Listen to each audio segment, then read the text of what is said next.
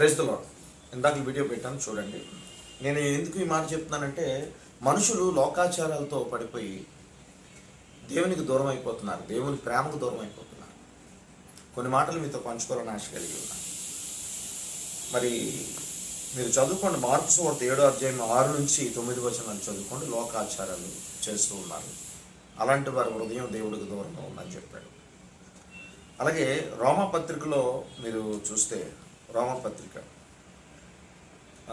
12వ అధ్యాయం మీరు చూస్తే ఒక మాట మీతో చదివి వినిపిస్తున్నాను. రోమపత్రికలో 12వ అధ్యాయం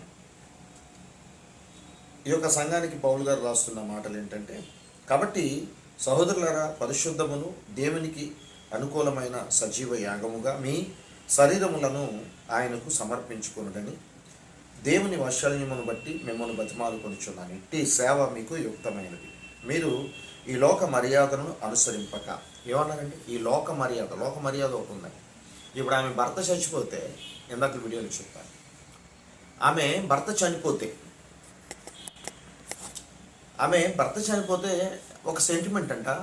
9 గంటల లోపు వెళ్ళి చూస్తేనంట శాపం అంట. 9 దాటితే దోషాలు వీళ్ళకి రావంట. ఎవడో నమ్ముతాడండి అలాంటివైనా? ఇలాంటి ఆచారాలు చేస్తూ మనుషులు మాటలు వింటూ మనుషుల ముఖాలు చూసిన వారు ఒక దినం చనిపోతారండి. ప్రతి ఒక్కరు హిందూ, ముస్లిం, కృష్ణ బతుకుతున్న అందరితో మాట్లాడుతున్నాం. మనిషి అనేవాడు చచ్చిపోతాడు. కానీ నీలో హృదయశుద్ధి లేకపోయినా, నీలో మంచితనం లేకపోయినా, నీలో దేవుని ప్రేమను కానీ లేకపోయినా, నీలో శ్రద్ధ అయిన జీవితము, ఎటువంటి పాపము చేయకుండా 10 మందికి సహాయం చేస్తూ కులమతాలు లేకుండా తిరిగే జీవితం నీకు లేకపోయినా ఆ దేవుని చూడలేదు. ఇక్కడ సెంటిమెంట్లతో బ్రతికితే కేవలం మనుషులు ఇక్కడ మొఖాలు చూసుకుంటారు. ఒక దినము నరకములో కాలే అవకాశం వచ్చేటప్పుడు శిక్ష విధి తప్పదన్నాడు కదా లోకాచారానికి. అప్పుడు ముఖాలు చూసి నీ వల్లే రా నేను దేవుడు దూరం అయిపోయినా, అప్పుడు వాళ్ళే నిన్నెవరైతే ఈ భూలోకంలో సెంటిమెంట్లుగా నడిపించారో వాడు నీతో ఉంటాడు, నువ్వు ఉంటావు. ఇది వాస్తవం. వీడియో చూస్తున్న ప్రతి ఒక్కరు తెలుసుకోండి. మీ మందం అయిపోయిన చెవుల్ని దేవుణ్ణి అడగండి, తెరుస్తాడు. అబద్ధాన్ని నమ్మి ముందుకెళ్ళిపోతున్నారు. సత్యాన్ని తెలుసుకోండి, నిజమైన మాట ఏంటో తెలుసుకోండి. ఆ నిజములో ఎంత మంచి మార్గం ఉందో తెలుసుకుంటే దేవుడు మీకు దొరుకుతాడు.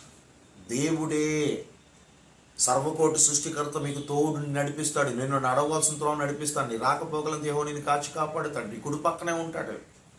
ఈ లోక సెంటిమెంట్లు, ఈ భయ ఆందోళన తప్పించి నిబ్బరమైన ధైర్యం ఇచ్చి బహుబలంగా, అందుకంటాడు పౌలు, నన్ను బలపరిచిన వాని అందే నేను సమస్తము చేయగలను అంటాడు. ఫిలిప్స్ 4:13 అనుకుంటా. దేవుడికి స్తోత్రం, హల్లెలూయా. పౌలు అంటాడు, నన్ను బలపరిచిన వాని నేను సమస్తము చేయగలను. నేను అంతే. ఆయన ఏం చెప్తే అది చేస్తాను. ఈ లోకంలో ఆచారాలు, మూఢనమ్మకాలు నేను చేయబోను. కనుకప్పుడు చేశాను.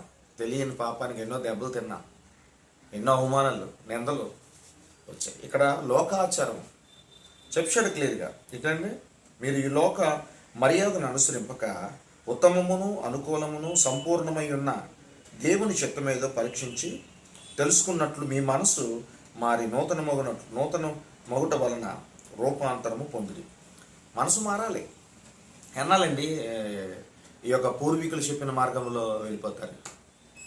ఎఫెసీయుల అధ్యాయంలో 5వ అధ్యాయంలో ఉంటుందండి, మీరు పూర్వము చీకటి అయి ఉన్నారు, ఇప్పుడు ప్రభువునందు వెలుగై ఉన్నారు అన్నాడు. పూర్వం మనం తెలియక ఎన్నో పాపాలు చేసాం. ఈ బైబిల్ గ్రంథం చదివాక సత్యం ఏంటో తెలుసుకున్నాం కనుక ఇకపై ఇప్పుడు పట్టి పరిస్థితుల్లో చాలామంది క్రైస్తవులు కూడా ఇల్లులు కట్టించుకునేటప్పుడు ముహూర్తాలు చూపించుకుంటున్నారు, పెళ్ళిళ్ళకు ముహూర్తాలు చూపించుకుంటున్నారు, కాలుకు తాళ్ళు కడుతున్నారు. చాలామంది క్రైస్తవులు ఉన్నారు. మీరు వేషధారులు. దేవుణ్ణి తెలుసుకొని కూడా మీరు అలా చేస్తుంటే అన్యజనులు, దేవుడు తెలియని వారు ఎంతోమంది ఉన్నారు. దేవుడు ఏమంటున్నాడు?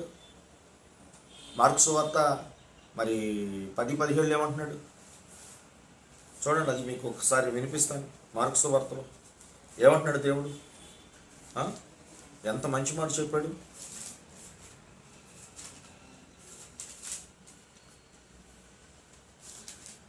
మార్కు సువార్త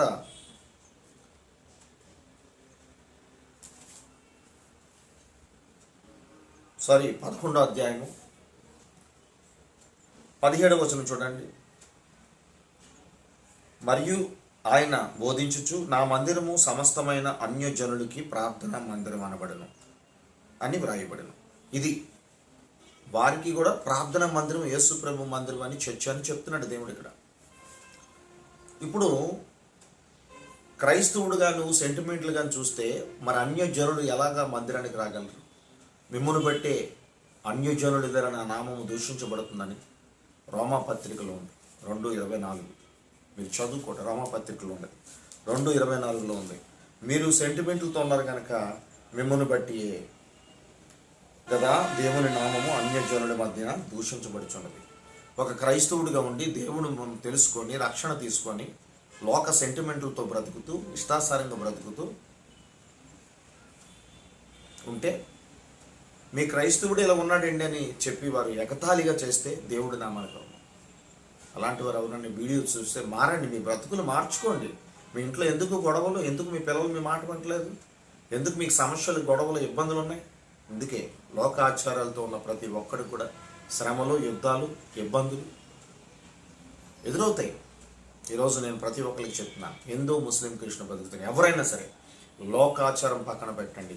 దేవుడు మార్గంలో ఎప్పుడు కూడా నిత్య జీవం ఉంటుంది. దేవుడు మార్గంలో ఎప్పుడు నీకు మంచే జరుగుతుంది. దేవుడు ఎప్పుడు నేను నశింపజేయడు. దేవుడు ఎప్పుడు నువ్వు పాడైపోవాలని చూడడు. దేవుడు నిన్ను నడిపించాలని, నిన్ను పోషించాలని, నిన్ను ఆదుకోవాలని, ఒక దినం నిత్యాగ్ని తప్పించి పరలోక రాజ్యం ఇవ్వాలని దేవుడు ఆ దిగులు విడిచి భూమి మీదకి వచ్చాడు. తన మార్గం చూపించాడు జీసస్, యేసు ప్రభువారు. తెలుసుకోండి. ఈరోజు కొన్ని విషయాలు మీతో మాటలు పంచుకోవాలని ఆశ కలిగి ఉంది. దయచేసి లోకాచారాలు పక్కన పెట్టండి, లోక మర్యాదని అనుసరింపకండి. దయచేసి మీరు అనుసరిస్తే దానివల్ల మీకు ప్రయోజనము ఏమీ లేదు. అయితే కొన్ని మాటలు మీతో పంచుకోవాలని ఆశ కలిగి ఉన్నాను. దేవుడికి స్తోత్రం, హల్లెలూయా. కొన్ని మాటలు మీతో పంచుకోవాలని ఆశ కలిగి ఉన్నాను కనుక మీరు ఖచ్చితంగా ప్రతి ఒక్కరు కూడా తెలుసుకుందాం. కొన్ని మాటలు మీతో ఈ మాటలు చెప్పే ముందు నెక్స్ట్ వీడియో పెడతాను, మీరు చూడండి ఖచ్చితంగా.